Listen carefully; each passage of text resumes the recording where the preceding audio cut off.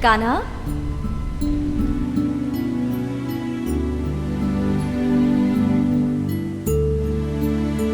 कान्हा, का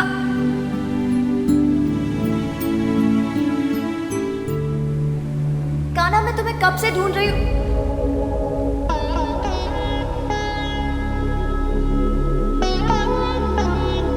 कान्हा, तुम्हारी आंखों में आंसू। राधे, तुमने मुझे शबरी माई की याद दिला दी।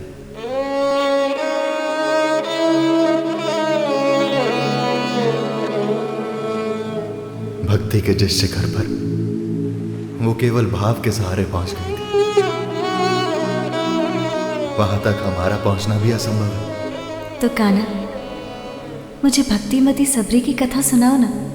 तो सुनो राधे, ये कथा बैकुंठ से आरंभ होती है। उन दिनों हर सुबह श्री हरि विष्णु बिना देवी लक्ष्मी को बताए कहीं चले जाया करते थे। इस कारण देवी लक्ष्मी चिंतित रहा करती थी। परंतु कान्हा, श्रीहरि जाते कहाँ थे? राधा, अपने भक्तों को छोड़कर भगवान कहां जाएंगे। उन दिनों पृथ्वी लोक पर सुतप ऋषि के प्रवचनों की बहुत प्रसिद्धि थी। तो क्या श्रीहरि ऋषि सुतप के प्रवचन सुनने जाते थे? हाँ राधे, श्रीहरि सुतप ऋषि के प्रवचनों, उनकी भाषा शैली और उनके भावों की प्रस्तुति से इतने प्रभावित थे कि प्रवचन सुनते समय सब कुछ भूल जाया करते थे। ऐसा क्या था उनके प्रवचन में कान्हा? वो एक असाधारण वक्ता थे। जब किसी भी विषय पर बोलना आरंभ करते तो सुनने वाले मंत्रमुग्ध हो जाते। भक्तों, अच्छा जीवन जीना और अच्छा जीवन जीने की कला को जानना अत्यंत सरल है। आपको करना मात्र इतना है कि स्वयं के लिए जीना छोड़कर आप औरों के लिए जीना आरंभ कर दें, क्योंकि कोई है जो आपके लिए जी रहा है। कभी आपने ध्यान किया है कि वो कौन है जो आपके शरीर के अंदर रहकर श्वास ले रहा है? क्या कभी श्वास लेने के लिए आपने विशेष परिश्रम किया है? जय हो! जय हो! जय हो! वो आपके लिए जी रहा है तो आपका कर्तव्य बनता है कि आप उसके लिए जिए। वो कण कण में है, हर जीव में है, तो आपको हर प्राणी को हरिजन मानकर उसकी सेवा करनी चाहिए। यदि आपको जीने का यह तरीका आ गया तो आपको अपने दुख नहीं लगेंगे। हरिओम।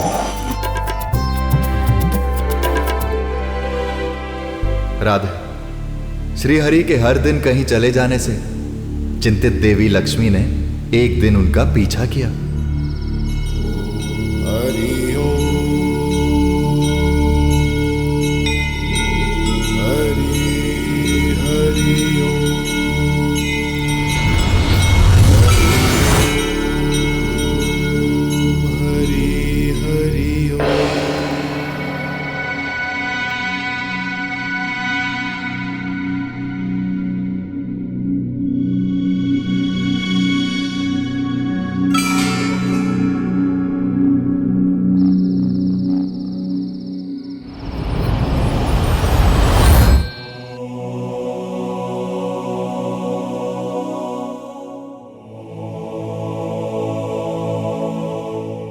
उस दिन एक ग्रामीण स्त्री के रूप में देवी लक्ष्मी ने सुतप ऋषि का प्रवचन श्री हरि विष्णु के साथ सुना।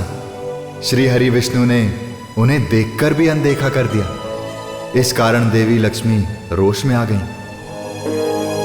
प्रवचन समाप्त होने के बाद जब श्री हरि सभी भक्तों से अलग एकांत मार्ग पर जाने लगे, तब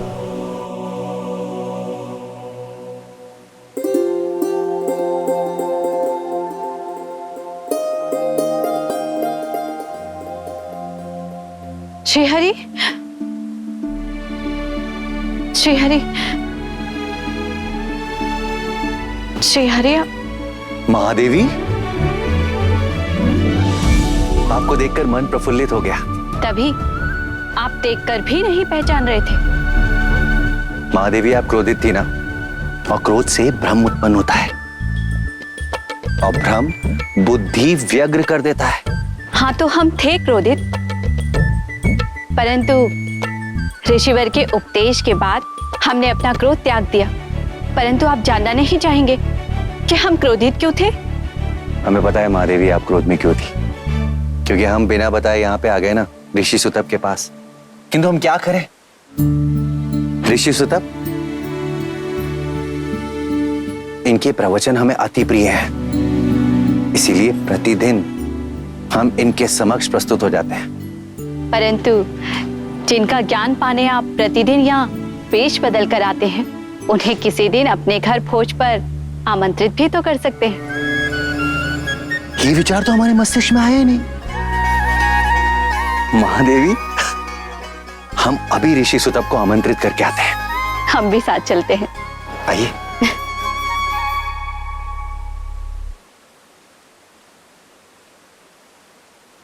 ऋषिवर, ये हमारी धर्मपत्नी है, ये आपसे कुछ निवेदन करना चाहती है। ऋषिवर, हम आपको अपनी कुटिया में प्रसाद पाने के लिए निमंत्रण देना चाहते थे। हमारी प्रार्थना स्वीकार कीजिए और अपने चरण रज रखकर हमारी कुटिया को पवित्र कर दीजिए। अवश्य, किंतु आप यह बताइए, क्या आपकी कुटिया यहीं कहीं आसपास है या फिर मुझे स्वयं बैकुंठ आना पड़ेगा?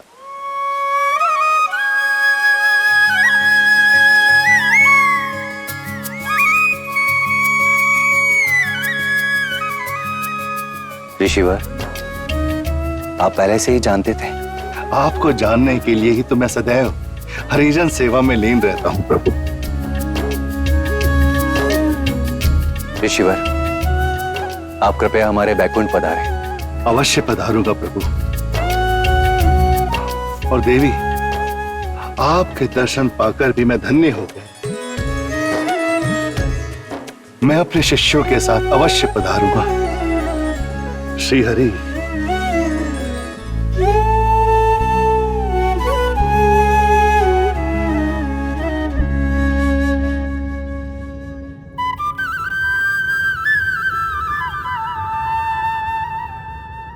भोजन आरंभ करें ऋषिवर।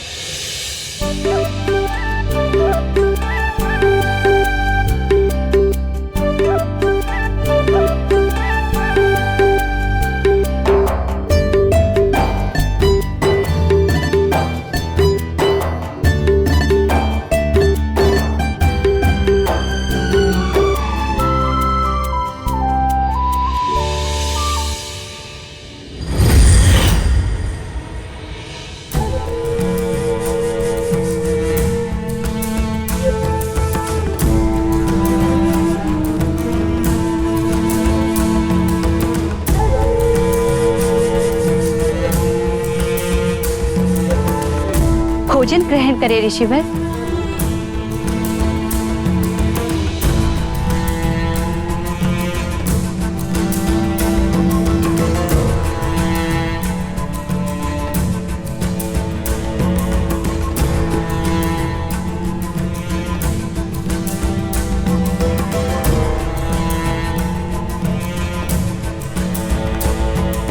हम संसारियों की पकी रसोई ग्रहण नहीं करते देवी।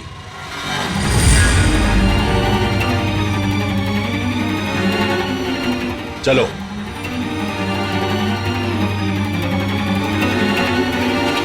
ऋषिवर, ऋषिवर, प्रभु, ऋषिवर ने मेरी रसोई में बना भोजन क्यों ठुकरा दिया?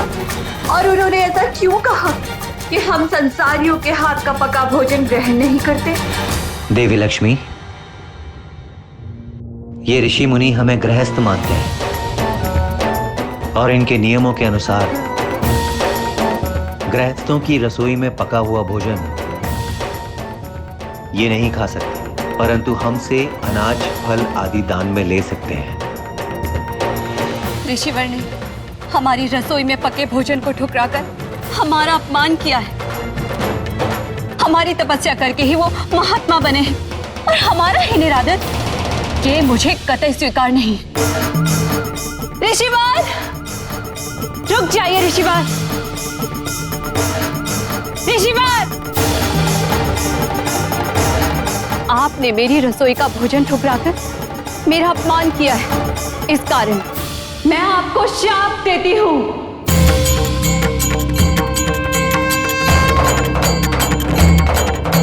आज के बाद आपको रोटी पर रोटी रखकर खाने को कभी नहीं मिलेगी।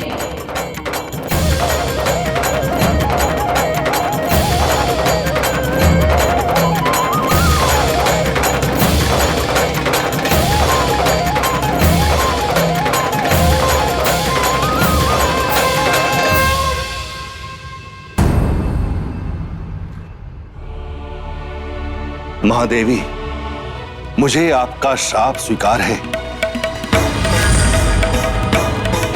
यदि मैं रोटी पर रोटी रखकर नहीं खा सकता तो मैं हलवा खा लूंगा, पूरी खा लूंगा, और यदि रोटी खाने की इच्छा ही हुई तो मैं पूरे एक सेर की एक रोटी बनवा के खा लूंगा, ताकि रोटी के ऊपर रोटी रखने की आवश्यकता ही ना पड़े।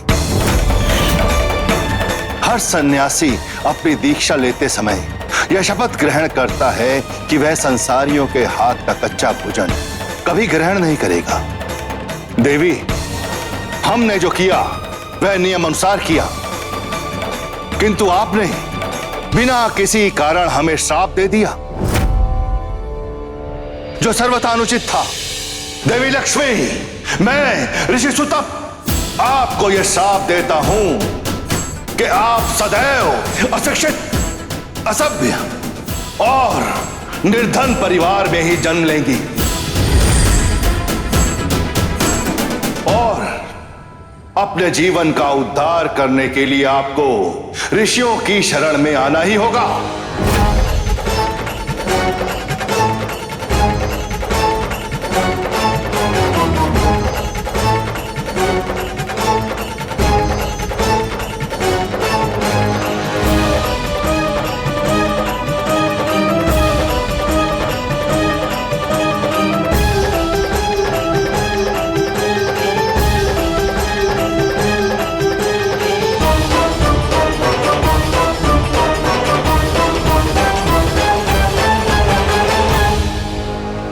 उचित नहीं हुआ कान्हा? अनुचित भी नहीं हुआ राधा। देवी लक्ष्मी ने अतिथि सम्मान की उस मर्यादा का पालन नहीं किया जो धर्म ने निर्धारित की थी। सन्यासी सुतप ऋषि यदि कच्चा भोजन ठुकरा रहे थे तो देवी लक्ष्मी उन्हें उनके योग्य भोजन परोस सकती थी। श्राप देने की क्या आवश्यकता थी? हाँ कान्हा, मैं तुम्हारी बात से सहमत हूँ। शास्त्र भी कहते हैं कान्हा कि जो जैसा व्यवहार करता है उसे वैसा ही व्यवहार मिलता है। फिर कान्हा, आगे क्या हुआ? देवी लक्ष्मी की श्राप की मर्यादा आज भी सन्यासी रखते हैं। वो रोटी पर रोटी रखकर खाना पाप समझते हैं। और दूसरी ओर सुतप ऋषि के श्राप का आदर करते हुए देवी लक्ष्मी ने एक असभ्य, अशिक्षित और निर्धन कुल में शबरी के रूप में जन्म लिया। वो शबरी बनी। युवा होने पर शबरी का विवाह निश्चित हुआ। विवाह से एक रात पहले शबरी ने देखा कि उसके बाबा कन्यादान दहेज के लिए ग्रामीणों को बंदी बनाकर लाए हैं।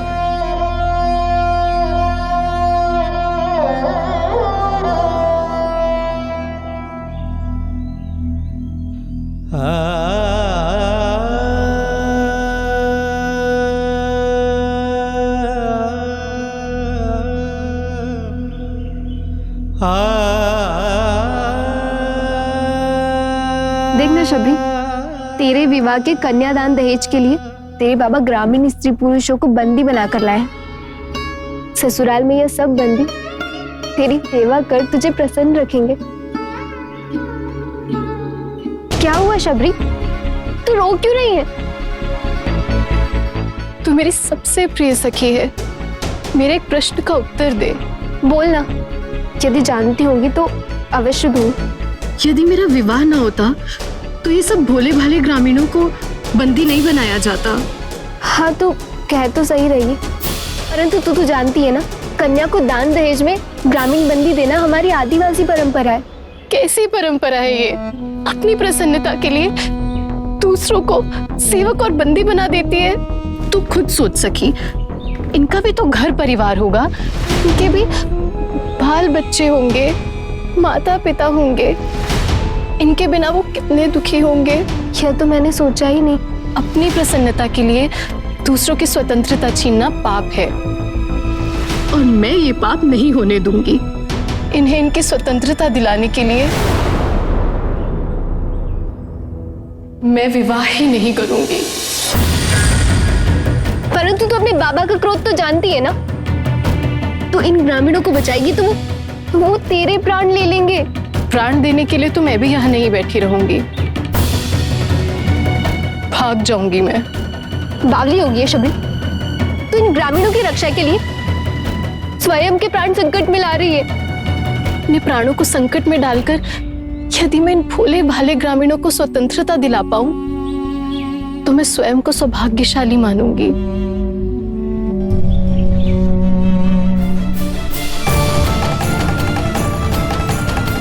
शबरी,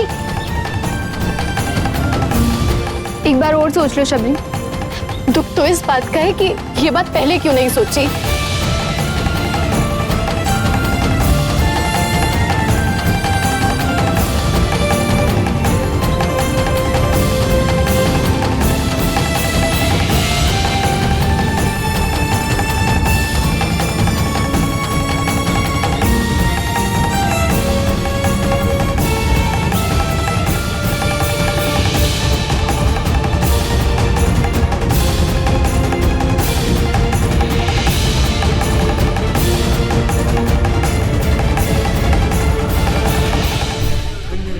भाग जाओ यहाँ से, जल्दी जल्दी भाग जाओ यहाँ से, भाग जाओ।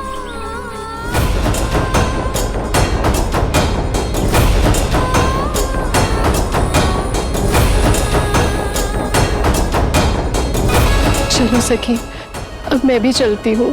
राधा सभी ग्रामीणों को मुक्त करने के बाद अपने पिता के क्रोध से बचने के लिए शबरी अपने घर परिवार और गांव को छोड़कर भाग निकली। राधा लंबे समय तक इधर उधर भटकने और ऋषि मुनियों की सेवा करने के बाद शबरी ने मतंग ऋषि के आश्रम के पास एक घने वन में शरण ली। शबरी अब युवा से वृद्ध हो गई थी। एक असभ्य और अशिक्षित कुल की होने के कारण वे ऋषियों के सामने जाने का साहस नहीं करती थी। फिर क्या हुआ कान्हा? राधा शबरी जिस वन में रहती थी वहां उन दिनों मतंग ऋषि का आश्रम बहुत प्रसिद्ध था।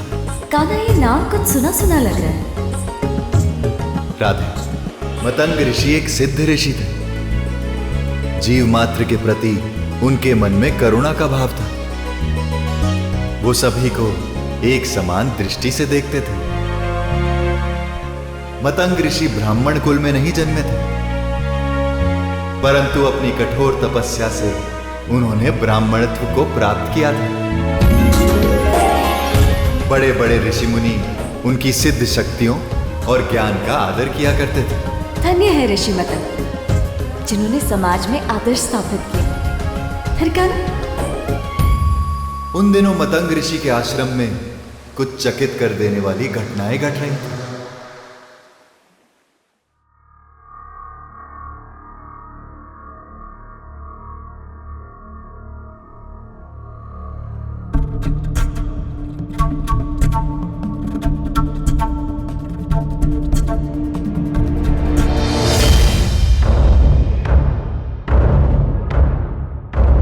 देखिए ना गुरुवर, फिर से कोई आश्रम की साफ सफाई कर गया।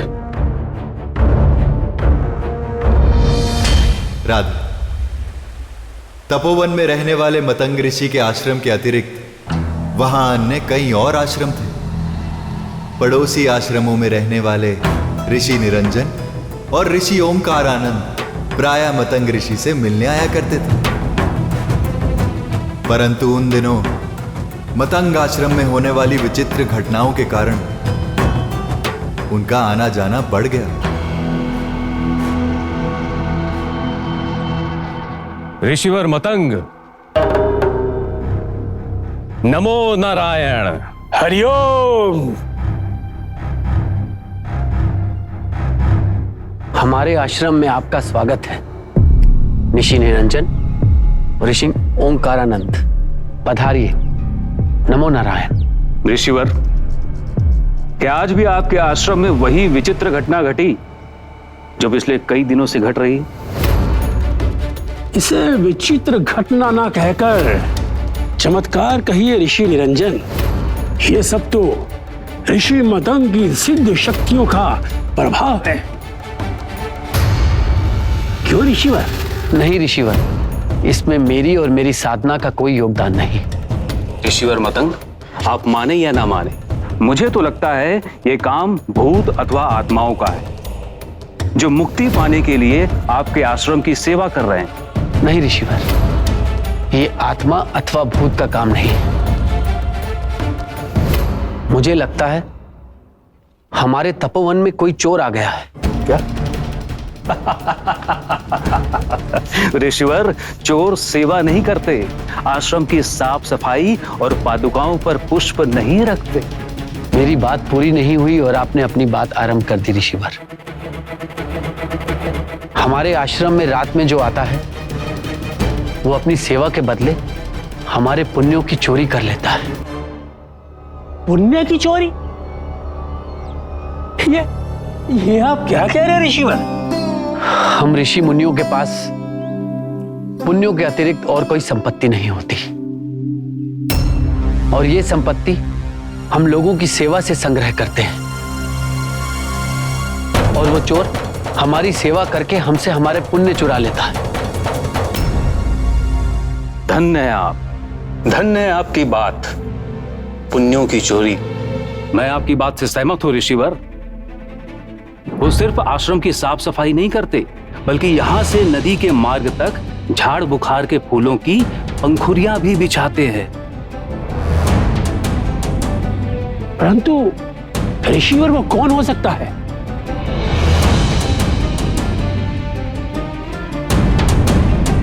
कोई भी हो, पर हमें उस चोर को जल्द से जल्द पकड़ना होगा, नहीं तो वो हमारे सारे पुण्य चुरा लेगा।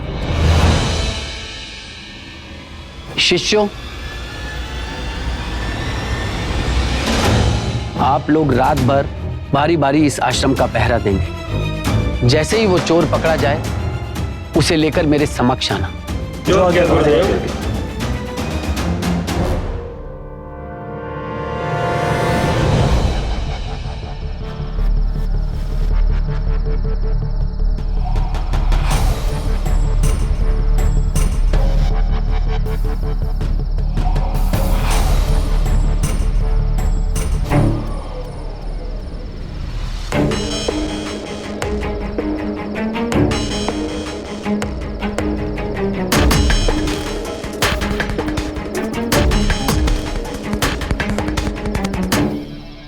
रात होने को आई, पुण्य चोरी करने वाला चोर अभी तक नहीं आया।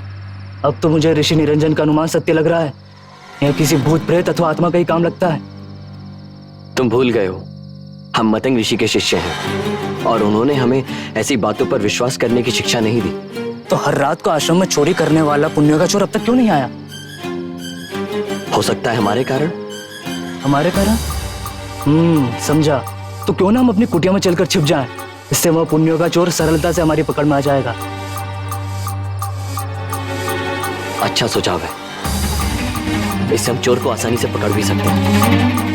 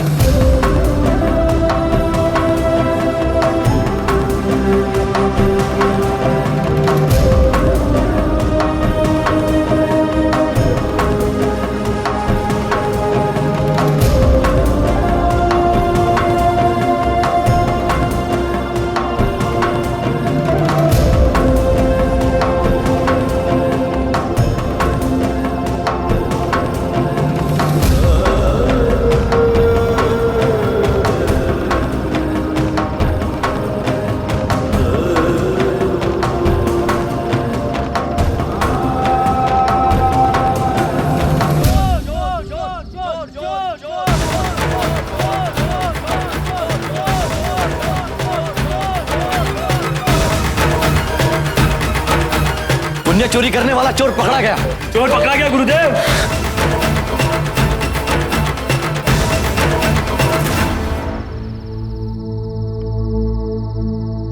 आप लोगों ने सहज रहकर अच्छी चौकसी की।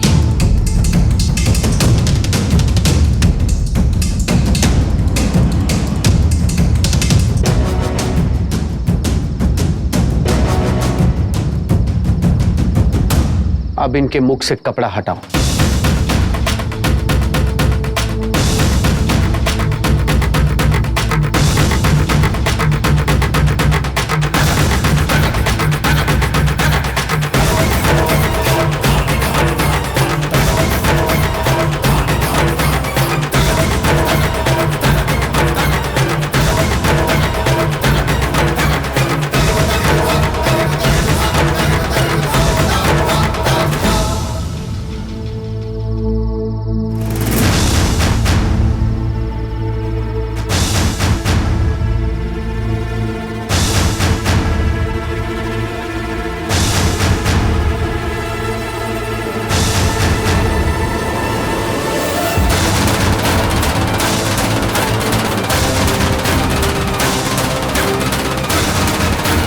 राधे, ये कोई भूत या चोर नहीं था। मुख को ढककर आई ये स्त्री स्वयं शबरी थी। माई, माई आप ये क्या पाप करे ऋषिवर? मेरा नाम शबरी है। मैं अनपढ़, असभ्य हूं। मैं आप सबको मुंह दिखाने योग्य नहीं हूं, इसीलिए छिप छिप कर आप सबकी सेवा करती हूं, ताकि मेरा जीवन धन्य हो जाए। मैं पापी ने, मुझे माफ कर दीजिए गुरुवर। मुझे जाने दीजिए। आपका आगमन शुभ होता है माई, और जाना दुखों का कारण। हम आपको कहीं नहीं जाने देंगे। अब आपको यहीं इसी आश्रम में रहना होगा माई। नहीं ऋषिवर, मैं आप सब लोगों के साथ नहीं रह सकती। हमें जाने दीजिए, हमें क्षमा कर दीजिए ऋषिवर, हमें क्षमा। अगर आप हमें दुख देकर जाना ही चाहती हैं माई,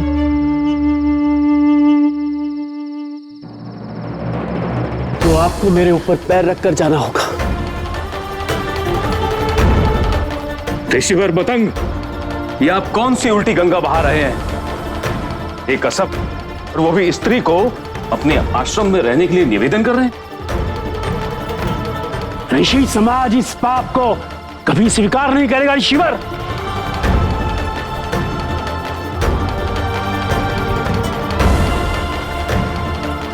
मुझे किसी की चिंता नहीं।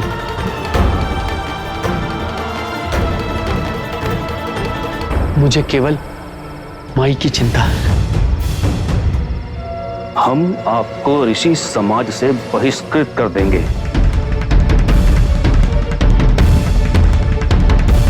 मैं आप लोगों को अपने आश्रम से बहिष्कृत करता हूं।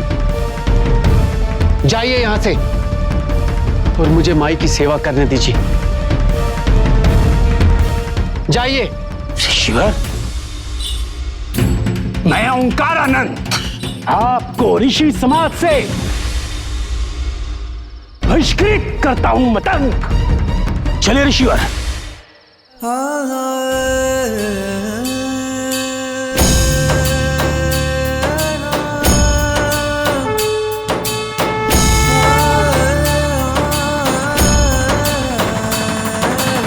मुझे ऋषि समाज से बहिष्कृत कर दिया गया है। यदि आप लोग मुझे और इस आश्रम को छोड़कर जाना चाहते हैं तो जा सकते हैं। हम आपके चरण छोड़कर कहीं नहीं जाएंगे गुरुदेव। तो सुनो, माई भक्ति के जिस स्तर तक पहुंच चुकी है और वहां तक कोई नहीं पहुंच सकता। अब माई इसी आश्रम में रहेंगी।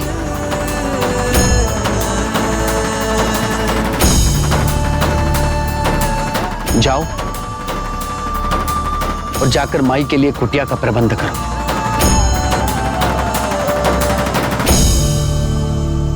ऋषिवर मतंग, आपने निर्धन शबरी पर कृपा करके हमें प्रसन्न किया है। अब आप बैकुंठ में हमारे साथ निवास करेंगे। हम आपको लेने के लिए अपना विमान भेज रहे हैं।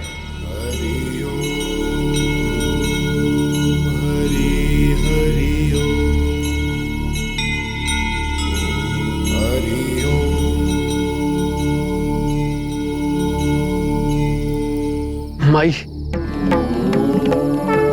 प्रभु ने मेरे लिए विमान भेजा है। आपको लेने प्रभु स्वयं आएंगे। उनके आने की प्रतीक्षा करते हुए आप सीताराम सीताराम नाम का महामंत्र का जाप करते रहें। सीताराम। मैं जा रहा हूं। आप लोग माई का ध्यान रखना। हमारे पुण्यों की वजह से ही माई यहां पधारी और प्रभु भी यहां आएंगे और उनकी कृपा से आपको उनके दुर्लभ दर्शन होंगे।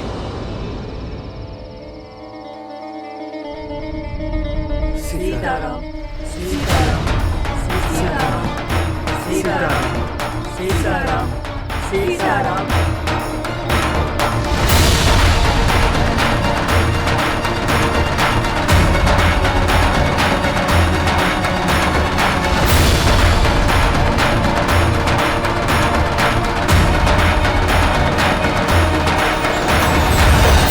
राधे, मतंग ऋषि आश्रम में दिन रात सीताराम का नाम जप करती शबरी अपने राघवेंद्र सरकार के आने की प्रतीक्षा करती रहती।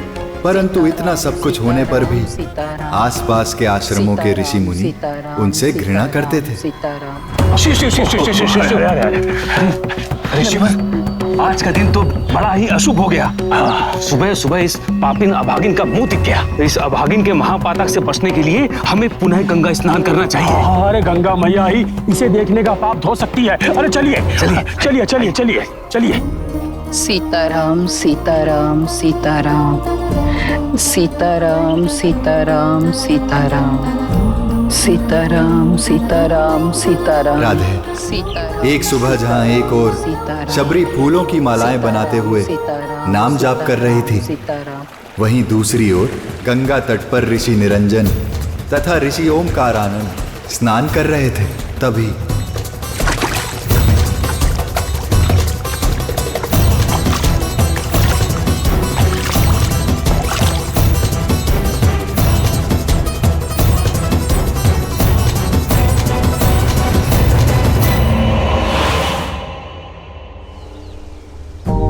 सीताराम सीताराम सीताराम। ऋषिवर, जो कुछ भी हमारे साथ हो रहा है सब इस पापिन की छाया के कारण हो रहा है। सीताराम सीताराम सीताराम। अरे गंगा को भी अपवित्र कर दिया है इसने। हरिओम। चलिए हरिओम। राधे, शबरी को अपने अपमान की चिंता नहीं थी। वो दिन रात सीताराम सीताराम करती ऋषि मुनियों की सेवा किया करती। उसे मतंग ऋषि की उस बात पर पूरा विश्वास था कि एक दिन प्रभु श्री राम आएंगे। परंतु प्रभु श्री राम को देने के लिए, उनका स्वागत करने के लिए उसके पास कुछ भी नहीं था। इस कारण वो वन में जाकर बेर एकत्रित किया करती थी। और उस दिन प्रभु श्री राम अपने भाई लक्ष्मण के साथ वहां पधारे। मैं तपोवन के ऋषि समाज की ओर से आपका स्वागत करता हूं श्री राम।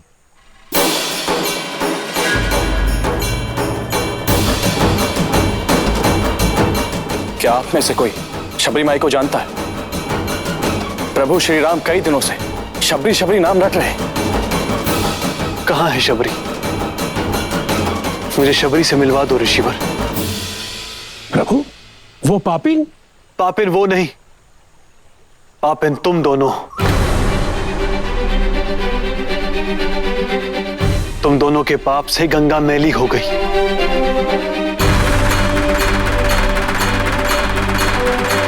प्रभु, हमसे बहुत बड़ी भूल हो गई। हम उसे असभ्य और पापिन समझते रहे। हमें क्षमा कर दे प्रभु। हमें प्रायश्चित का मार्ग दिखाइए प्रभु। सच्चे प्रायश्चित भाव ने तुम दोनों के पाप धो दिए।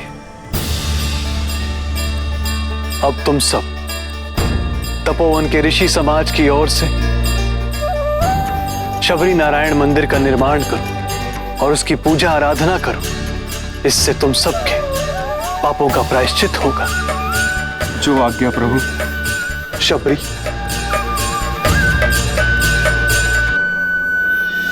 माई, कहां भागे जा रही हो माई? प्रभु श्री राम आपको पूछते हुए यहाँ आ रहे हैं। नहीं नहीं, वो भगवान है और मैं पापी। मैं अपना पापी मुंह उन्हें नहीं दिखा सकती। मुझे रोको मत, मुझे जाने दो। मैं कहीं वन में भाग जाऊंगी, भाग जाऊंगी। तुम मुझे अपने पीछे भगाना चाहती हो। जैसी तुम्हारी इच्छा, परंतु तुम्हारे दर्शन के बिना मैं सीता को ढूंढने भी नहीं जाऊंगा।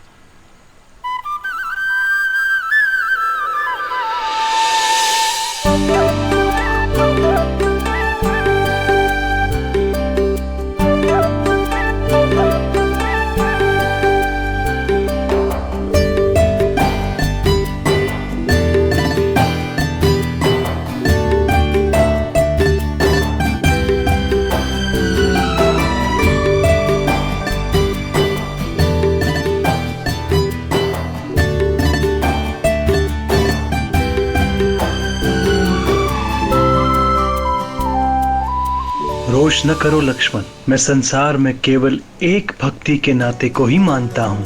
भक्ति की डोर मुझे बांध लेती है लक्ष्मण।